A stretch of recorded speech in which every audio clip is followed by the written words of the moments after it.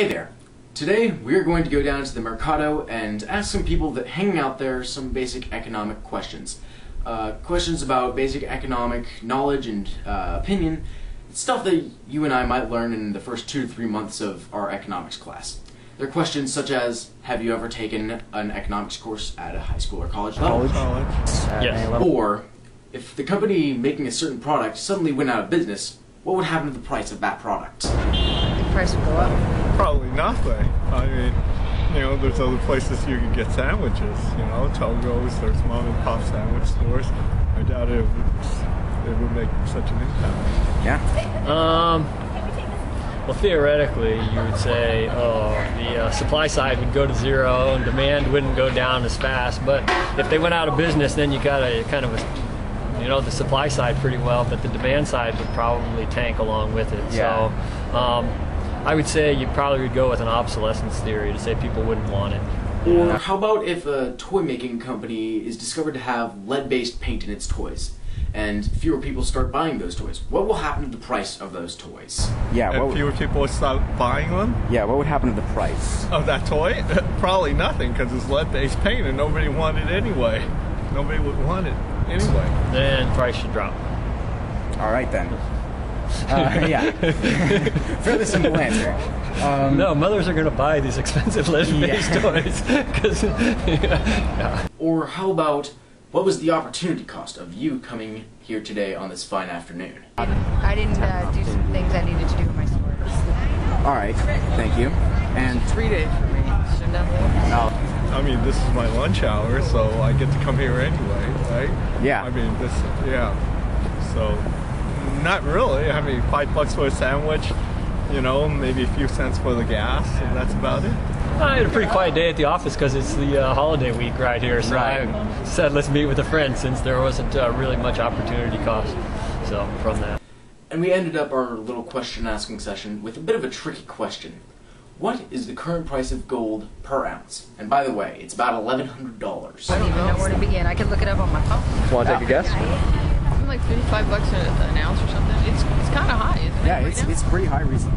The actual value is $1,100 per ounce. Isn't it over $1,000 per ounce? Is what, $1,100, $1,200? About $1,100. So, in conclusion, from my interviews, I determined that people around on the street actually had a fairly decent knowledge of economics, at least on the basic issues.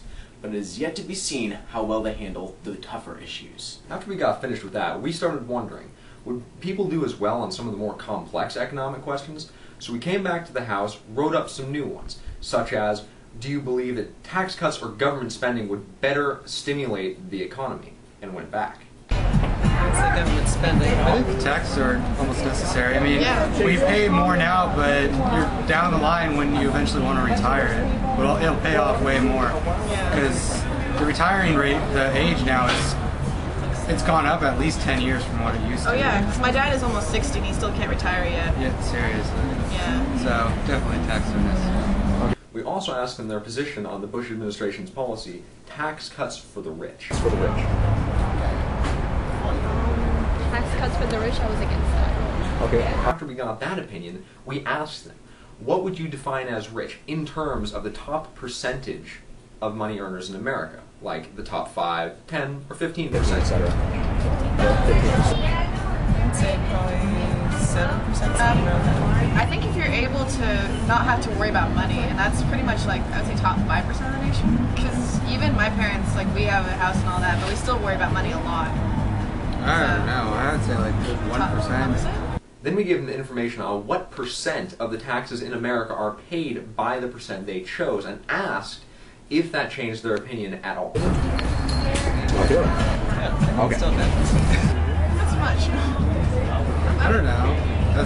Yours is paying a lot. Mine's paying a lot, but I guess it would change it to the 5%, but it's kind of hard just with that little bit of information. Yeah. I'd like to know more about it, but giving one piece of information doesn't really I don't want to say my opinion's changed. That's true. After that, we asked them if they happen to know the difference between fiscal and monetary policy. I've learned that before, but right now, no. Why don't you like me? Economics is so long ago. It was like 2 years ago, 3. Okay. you like to tell us? To finish off this round of questions, we asked them if they happen to know what the current government-reported unemployment rate was. It's currently bouncing between 10 and 11%. No, I just know it's really high right now. But I don't know exactly. 10-11%. Reported from the government? Yes. I'll say 15%. Yeah, it's around 15. On my end, when we explored some of the more complex issues, we found that most people, although they were vaguely aware of what was going on, didn't actually have any concrete knowledge of things happening, though they did stick to their political convictions. I just got